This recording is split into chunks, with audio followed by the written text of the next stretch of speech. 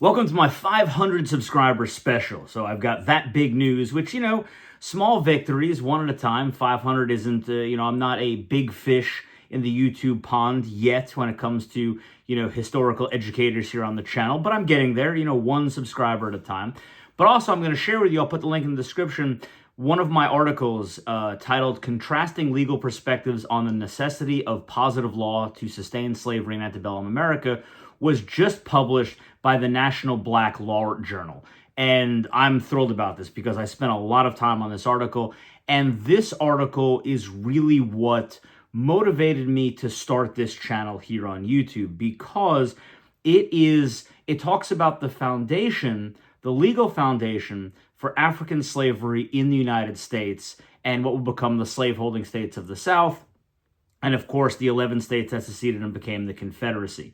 And in order to combat Confederate worship, neo-Confederates, and especially in today's cultural and political climate, this resurgence of this Confederate worship, I thought it was very important to make this channel. So if you could go read the article, I always thought I was a terrible writer, but I do my best. I'm just very highly critical of my own work, but it's extensively researched. I went through a ton of states, almost all of the slaveholding states and non-slaveholding states, to see how they argued over this, the argument of whether or not you needed positive law to maintain slavery. And I'll give you some background, and then I'll let you go read that. And of course, I touch on this in a lot of previous videos, but I wanted to make just this quick sort of, thank you for 500 subscribers, and also to let you know about this article being published.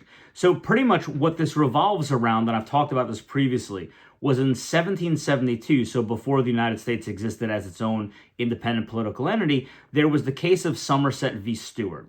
And this is in England, and to make a long story short, an enslaved man, a black man, was brought to England, was brought to London.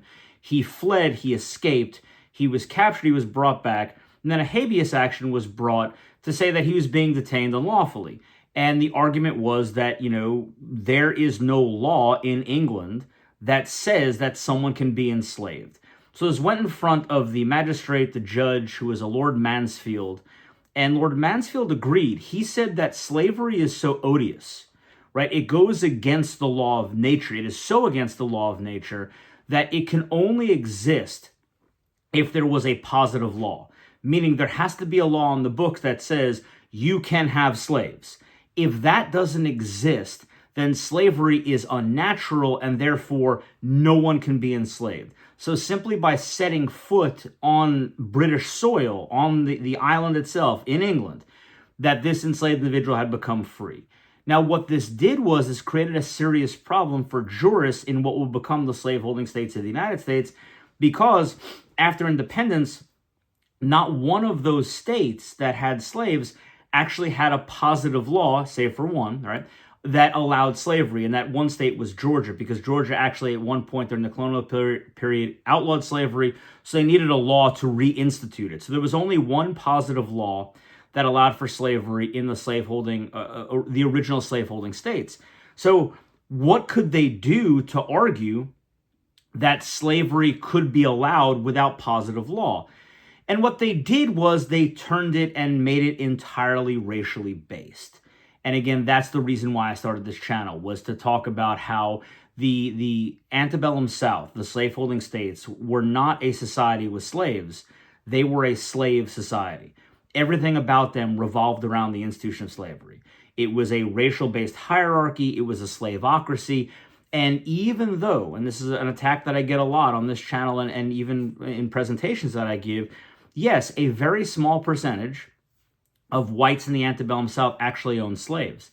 But that doesn't mean that the majority, if not to go so far as say all whites in the South, were heavily invested in and enjoyed the benefits of a racial hierarchy and the system of African slavery in the antebellum South, right? So it goes without saying, but the entire society was based on white supremacy and this system of African slavery. So what did jurists like Thomas Cobb, who wrote an inquiry into the laws of Negro slavery in the United States of America, what did he argue?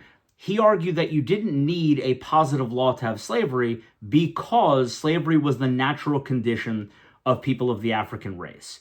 And he wrote in this book, Quote, "The important truth is before us from history that the contact with the Caucasian is the only civilizer of the Negro, and that slavery the only condition on which that contact can be preserved. The state of bondage, so far from doing violence to the law of his nature, develops and perfects it, and that in that state he enjoys the greatest amount of happiness and arrives the greatest degree of perfection of which his nature is capable, and consequently that Negro slavery as it existed in the United States is not contrary to the law of nature." So see what he did and what a lot of jurists like him, if not almost all jurists in the antebellum slaveocracy did. So Lord Mansfield said slavery goes against the law of nature, therefore you need to have a positive law. Thomas Cobb and others argue no, slavery is the natural condition of people of African descent, therefore you don't need a law because it is natural. It betters them. It betters their character, it betters their nature. That is where they're supposed to be, so therefore no positive law is required. So if you like, go check out that article. I wanted to make a quick video today because it's been about a week or so since I made my last one. Remember to like, share, subscribe if you feel so inclined to do so. I will continue to try and post at least 1 or 2 videos every week on the antebellum slave law, the antebellum slaveocracy, and if I see any news or highlights on Confederate worship or, neo-Confederatism here in the United States, as they're now more apt to come out publicly and do some crazy things, I will post information on this YouTube page about that. So thank you so much for the support. I really appreciate it, and I'll see you for the next video.